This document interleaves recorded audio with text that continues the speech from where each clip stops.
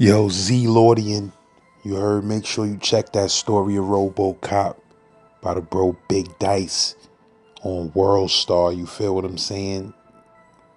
That joint been fluctuating lately. You heard? You already snowmobile. If you love what I'm doing on this channel, feel free to send a Cash App donation. You heard? Shout out to everybody that be showing that donation love. Gen Pop Gang. Shout out to all the low lifes in the world, you feel me, but especially in Brooklyn, you feel me. Shout out to St. John's and Utica, you feel me. Shout out to Marcus Garvey Village. Shout out to the whole Brownsville, the whole Crown Heights, the whole NYC, baby. You heard? It's an NYC thing, baby. Yerp. Shout out to them Philly lowlifes too, though. You heard? But yeah, if you ain't see the episode I dropped before this with the bro Jaylo, know what I mean? About one of the most legendary, if not the most legendary low life versus Decepticon fight up at Graphics. You feel what I'm saying? Go check that episode. Make sure you ain't missing out on a classic. And that's a fact. Get at me, Z-Boy. So you could fight all day up there. We used to fight till we throw up. Word up. After the fight, niggas be puking, being exhausted, throwing up on each other, sliding in the shit.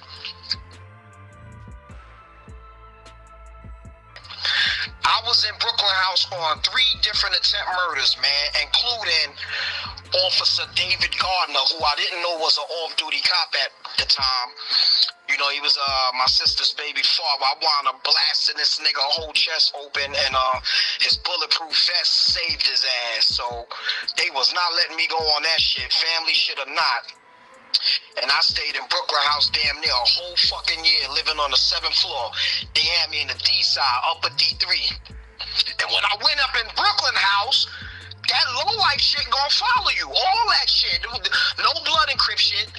That low life decep shit was serious in the jail. And I'm gonna tell you, forget about getting to the island. We all got island stories. When I got to Brooklyn House, the first shit happened when I went to the D side.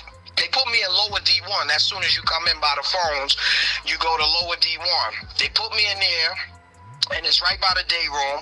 And as soon as I got in there, a motherfucker ran in my shit doing the decep shit like, yo, you some of this? Or he threw up an L, or you some of that. So I'm looking like, I don't know what house I'm in. I ain't saying shit. I ignore fam. Son was like, yo, son, for real, it's real shit. You decep or you low? I said straight up, man, I'm low life. I showed the nigga my arm. The nigga was like, I'm decep. I was like, okay, so what it is? He's like, nah, I'm just up in here just like you, fam. What up? You know, we both black. The house was Puerto Rican. And that was, to this day, that's my man Livewire from decep. That's how we met in the jail. And so, police knew I was, on that gang shit because they look at the tattoos on you. I got all this graffiti shit on me, Calvin Klein Nation, Arabic shit for Warrior, Jaylo, low lifes on the right arm, a machine gun on my other arm from 1989 to whatever years on it, 1999. So they like, you know, he ain't Latin King, he ain't none of that, but we gonna put his ass in another house. So they wound up putting me on the I hope I ain't skipped it, but that was the 7th floor I'm talking about. They wound up putting me on the 9th floor with all the psycho motherfuckers. And I wound up going up there, and this nigga, he wound up going up there too, but this time he was in the lower. We was in the D block up there. I was in upper D3, he was in lower D3. And so we could, like, speak to each other off the reflection of the Brooklyn House windows at night talking shit, because the jail never sleep. It's mad fucking noisy. You can't sleep in that shit. So we be rapping and shit, banging on the gates and shit, you know, sharing low life and decep stories and shit. And that's how I did that little skit bit in there, man, comfortably, you know, without the Latin Kings and us going to war. You know what I mean? Because there was a lot of them in there at that time. And this is like in I believe this was like 91, 92. And we was in there, and that Latin King and the Yeti presence was real big, and it was not a game. You know what I'm saying? They had a set in there called, what the fuck was these niggas called? Oh, shit, man. I know it was, Tiger Clan. Tiger Clan. They had Brooklyn House fucked up, bro. They had it fucked up. And instead of, it ain't like Bloods and Crips when they got beef with, the Latin Kings and the Yetas. It was different with us. They were still keeping their eye on me and Son, because Son was Decep and I was Low Life. And they was more of like, all right, this nigga Low Life, man, I want to team up with this nigga, man, and get some stories from Son. We know them niggas be getting polo, they fly. Yo, what's up? So I got to live in that house through the whole bid with the fucking Germans, because we was calling them Germans at the time. X-backs, hardbacks, before the Bloods was even calling the Crips that shit. We was calling the Latin Kings and the Yetas X-Men and hardbacks. So we was up there with them, and me and Son became cool. I never seen Son ever since then. And that was cool, because I thought when I got in there, that was my first time in Brooklyn House. I thought it was going to be some Decep low life shit. But I love how I just said it with my chest, like, nigga, I'm low life. It is what it is, bro. You know what I mean? I hear niggas talking about they was at the A and B gates on the island. Yeah, same shit in Brooklyn House. I was at the gate like, nigga, I'm low life. What up? Word up. Low life, nigga, what up? They wasn't letting people have their regular clothes back then in Brooklyn House, right? Hell yeah, I had my wedding band on and a two finger there. They asked you, do you want to put it up in an envelope? Now, when I was in Brooklyn House, I had a problem with my sneakers. Everybody in there got their own cell, but when they cracked the gates and shit for you to be in the day room all day, I don't know how niggas got my sneakers, but niggas went up in upper D3, took my fucking sneakers, and I told niggas straight up, I ain't give a fuck what the repercussion was. If my sneakers ain't in there, I'm cutting everybody in the fucking day room, B. And my word is my bond. Word up. My man Beaver from Van Dyke was there, mad niggas was there. If my sneakers ain't back, I'm cutting everybody in here. And I had a big ass sword. And then you get real knives and 007s and real ice picks, man. That's Brooklyn House. All the weapons is in there, B. Fuck a razor or a little New Yorker. We had Phillips screwdrivers found down to a point. Like you got niggas that had, like on the alley, you got niggas that got the phone, you got niggas that got the TV. In Brooklyn House, you got the nigga that got the weapons, B. Word up. And I always chill with the nigga who got the weapons. Remember, I ain't no real fighter. Niggas don't know that. So I need a weapon. I'ma hang with the weapon man. What's up? What you got, half scissors? Alright, my girl coming up, I got you. I always stayed with a gun, B. That's what we called it back then. We called it guns then. And, I was good, but I got my sneakers back, because niggas knew. I told all them niggas, yo, I'm cutting everybody in here. My sneakers came back. So what, dudes just put your shit back in your cell while you wasn't there? My shit miraculously was there when I went barefooted to the fucking gym. I went to the gym with my man Beaver from Van Dyke. Police was like, you can't be in here without the shoes. How the fuck you even get up here like that? I said, I don't know. Somebody took my shoes. Who? I said, I don't know. They's like, you can't be in here like that. You gotta go back to your cell. So they gave me my ID back. CEOs put me on the elevator, brought me back to my shit. I went up in there, and my sneakers was right by my bed. I said, hell yeah. I felt like I was that nigga, but I already knew. My man was like, yo, son, you gonna have to get out of here, because these niggas gave me your sneakers back just to tear you up. So I went to the police, was like, yo, I got my sneakers back, but the word is, if I don't get out of here, me and my sneakers gonna be in a yellow fucking, whole fucking caution tape situation in my cell, B. So they moved me to the A side on the 6th floor, A1 lower. The uppers and lowers mattered, because they had 4 sides, A, B, C, and D. And each side had like 15 cells up, 15 cells on the bottom, 30 niggas in the house. Now, if you're a new nigga coming in, 29 niggas is on one team. It's just like, that's how it is in there. That's a family in there, B. Ain't no, my mans is in here. All 30 niggas in there, you make 30 when you come in. Them 29 niggas been there. They rules are different because everybody got their own cell. They want it to be the island so bad, but because it ain't the island, it's worse. Because we got one phone in there, and each click you catch on the phone is only 2 minutes. So you got niggas in there fronting on a fucking phone you can't even take out the wall. Talking about, yo, Jaylo, you got phone time at 2 o'clock. Fuck out of here. I got phone time when I'm ready. And that was my shit. But, Brooklyn House is where I learned how to fight. Like I said, I wasn't no fighter, but but we be having quiet fights all the way like up in upper D15, all the way in the back. And niggas be by the stairs, by the uppers and lowers, where the big sink at, watching out for police. Because once you up there on the uppers, ain't no police up there. Ain't no cops, ain't no COs up there. You up there on your own. Them niggas cracking that bubble from the first floor. You can't see up there because there's windows opposite you. So you can fight all day up there. We used to fight till we throw up. Word up. After the fight, niggas be puking, being exhausted, throwing up on each other, sliding in the shit. Word, I was biting the nigga in his face. Nigga threw up in my mouth. We was fighting. Nigga threw up in my mouth. And I was ready to throw up back on that motherfucker. Niggas is like, yo, y'all niggas is bugged out, bro. What you mean, though? What you mean? I was exhausted and all of that crazy we shit? was fighting for an hour, bro. Niggas is like, nah, keep going. You know the house is instigators. Keep fighting, low.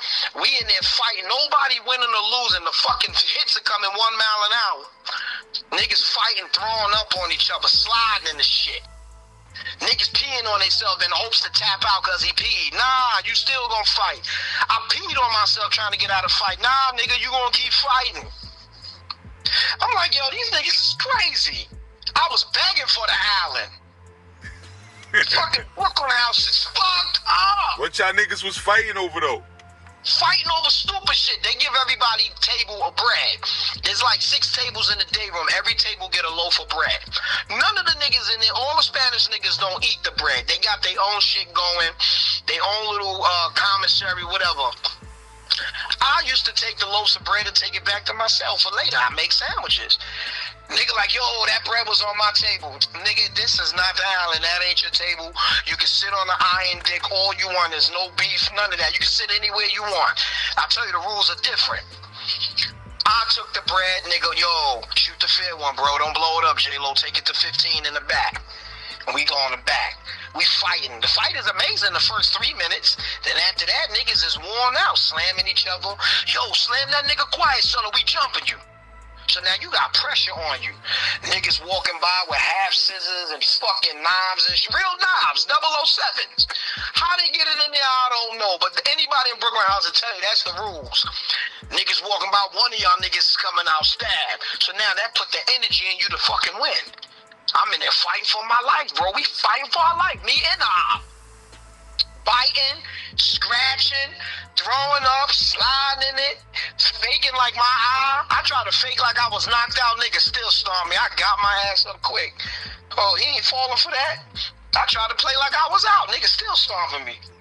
I'm getting my ass up, bro. No mercy. So, long story short, man, you know, that's just my little jokey way of saying I was surviving in Brooklyn House. When I came home, 75th Precinct was looking at me weird.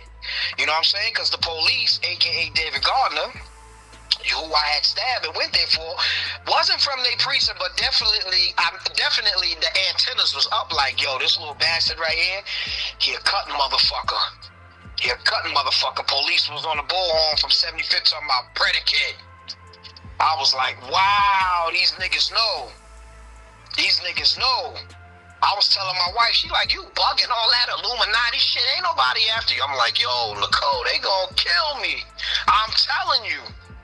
But that was my brain playing Gemini tricks on me. I just happened to be one nigga that blew this nigga up. And because we was family, he ain't dropped charges. He told him it was something else. Shout it out to David Gardner, man. That's my brother-in-law now. Rest in peace to my sister Dana. My brother Shucky told me to run after I did it because, you know, even though he was off-duty cop, he still felt compassion for me like, yo, I'm not going to press charges, get your ass out of here. But I wanted to put on a show because I knew everybody knew he was a cop. So I'm like, yo, anybody can get it. I wanted to put on a show.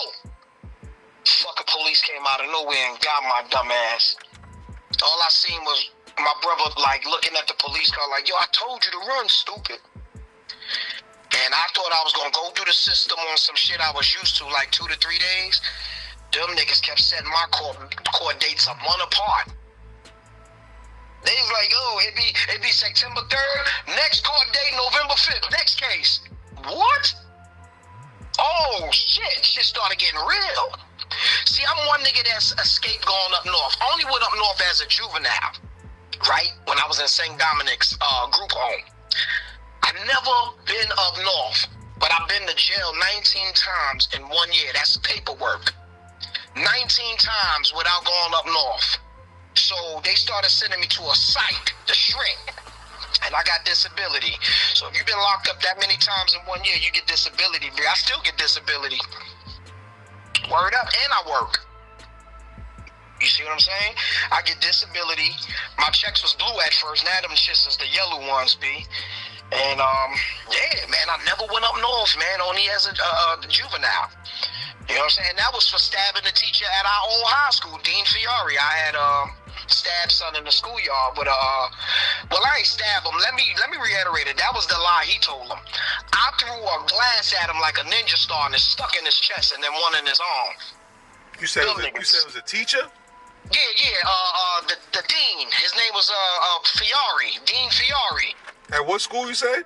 Graphic Arts, GCA. Shout it out to Dean Fiore if he's still alive. That was the motherfucker who had the funny ass mustache and walk with a switch. I think I remember that dude. You said he pressed charges though? Yeah, man. I was fucking wrong for doing that, man. But I wanted to go outside for the 4th time for lunch. You know how we used to sneak out mad times for lunch in GCA? And the nigga caught whiff of that. He's like, yo, how you got lunch 4 times, bro? And we got in an argument, and I told the nigga I was gonna tear him up, and because he was like sissy, everybody in the yard was laughing, so I broke a bottle and threw it at him, the bottom piece, and the shit stuck in his chest like a ninja star. I didn't mean for that to happen, but in the classroom? Nah, that happened in the yard, outside the lunchroom, the big yard. He said that shit stuck in his chest, and what he did? Yo, the nigga grabbed it and took it out, and then I threw it back at him, and it went in his arm. The niggas just started running like, yo, this nigga Jaylo bugged out. So the nigga dived on me. It was mad blood all over me, man. And this bitch snitched. She ain't had no business snitching. What the fuck was this bitch name, man? God damn. I will blow her up right now, man. I waited years to blow this bitch up for snitching. This bitch snitched. She had no business snitching, but she witnessed it. That's what she was, a witness. And they sent my ass away. But back then they had programs back in the late 80s and all that, bro, and early 90s. So I got the chance to go to St. Dominic's. I also been in Little Flowers.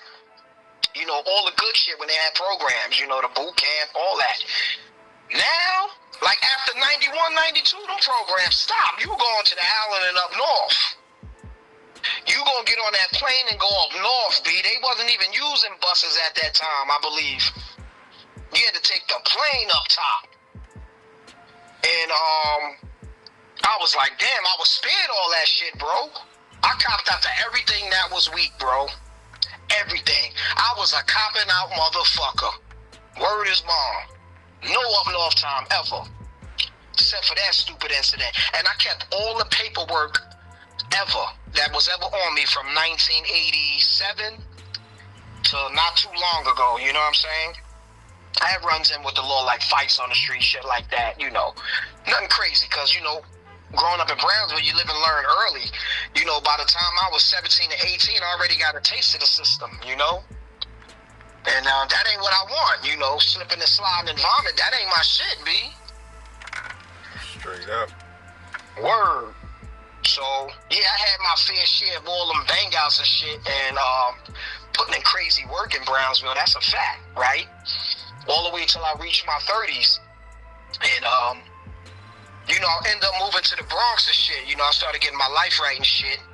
And even in the pursuit of getting my life right, my hands still had to get dirty. Because I tried to be a motherfucking pimp, and watching too much of motherfucking HBO, and tried to be a pimp, and that shit jammed my ass up once more. You understand what I'm saying? I was like the motherfucking Forrest Gump of Brownsville, Sethlow houses. So that shit almost jammed me up. And, you know, I got out that situation. You know, the feds was on me. They had me and the bitches was definitely loyal. You know, shouted out to motherfucking Flossie. Shouted out to everybody who had my back. Jerry, You know, shout out to my wife. You know, she didn't break when they had her ass. They was threatening to take all our kids and shit at the time if she didn't, you know, state that I had these bitches in the crib at they, you know, under duress, threat, and caution, you know. And, you know, so I escaped that, and I wound up getting my life right. I started getting down with the Morris Science Temple. You know, I cleaned my life up, started my own airbrush company in the Bronx, became a Freemason, started getting my life right. You know, so the only thing left in me is the stories and like the bullet wounds and knife wounds in me from all these fights. You know what I mean? Because I got shot twice, you know, and stabbed twice. You know, being original Jaylo, that shit come with it. You know what I mean? And for the records, man, if anybody wanted to know if I was original lowlife, I was an original bag man for the lowlifes. That's lowlife affiliated. I'm lowlife now, but at that time, I was lowlife affiliated. Shout out to RLPC. Word.